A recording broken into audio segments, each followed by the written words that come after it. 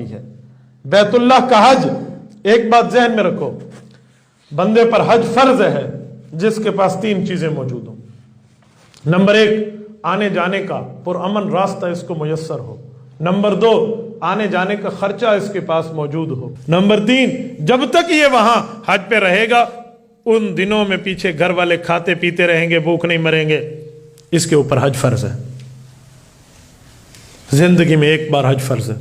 اگر اس نے حج فرض ہونے کے باوجود حج نہ کیا، حدیث پاک میں یہودی ہو کر مرے یا عیسائی ہو کر مرے، حضور فرماتے ہیں مجھے کوئی پرواہ نہیں ہے۔ یہ وہ نبی فرما رہے ہیں مجھے کوئی پرواہ نہیں ہے جس نے بارش میں بھی ابو جہل کے گھر میں جا کے دعوت دی ہے، جس کے دل میں ہنڈیا کی طرح ابال کیا، آوازیں آتی تھی کہ میری امت کا کیا بنے گا۔ اللہ کو آیت اتارنی پڑی کہ ما انزلنا علیک القرآن لتشقی، ہم نے قرآن اس لیے نازل نہیں کیا کہ آپ مشقت میں پڑ جائیں، یہ اس نبی کا فرمان ہے۔ تو اس لیے حج فرض ہے میرے۔ آج کل لوگ کیا کہتے ہیں، میری دو بیٹیاں بیٹھی ہیں، میں نے ان کی شادی کرنی ہے، آپ کہتے ہو میرے اوپر حج فرض ہے۔ میں نے کہا بیٹی کی شادی کی صرف حق مہر جتنا معاملہ، بیٹا ہے نا، حق مہر جتنے پیسے تیرے پاس ہونے چاہیے تاکہ تو بیٹے کو دے اور وہ دے سکے، اگلا کیا معاملہ آپ نے رکھ لیا ہے؟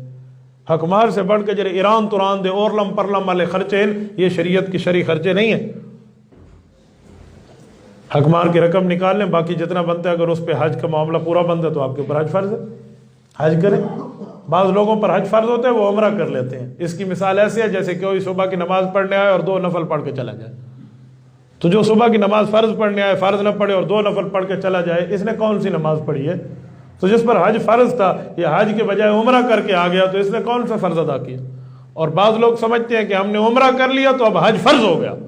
کچھ لوگوں کا یہ بھی عجیب مزاج ہے، عمرہ کر لیا اب حج فرض ہو گیا۔ یہ تمہیں کس بیوقوف نے کہا کہ عمرہ کر لو تو حج فرض ہو جاتا ہے؟ ایک بندے کے پاس پیسے ہی کل عمرے کے تھے، وہ عمرہ کر کے آ گیا، ہوں نہیں دیتے لا سختی ہے، نہیں تو حج تے حج، وہ اس کے پاس ہے ہی نہیں، کہاں سے جائے وہ بیچارہ؟ یہ کوئی نہیں ہے جو عمرہ کر کے آ گیا اب تیرے اوپر حج فرض ہو گیا، یہ بات نہیں ہے۔ یہ کہہ کر لوگ عمروں سے روک دیتے ہیں، وہ عمرے پہ رہ جائے حج فرض سی ویسی سب کیا منجو والا چلو جان چھٹی۔ تو یہ غلط بات ہے، جب تک اس کے پاس یہ معاملات موجود نہیں ہیں وہ نہیں ہے۔ اچھا، حج کے ساتھ حضور پاک علیہ الصلوۃ والسلام نے استطاعت کی شرط لگائی ہے، استطاعت ہے تو حج کر لے۔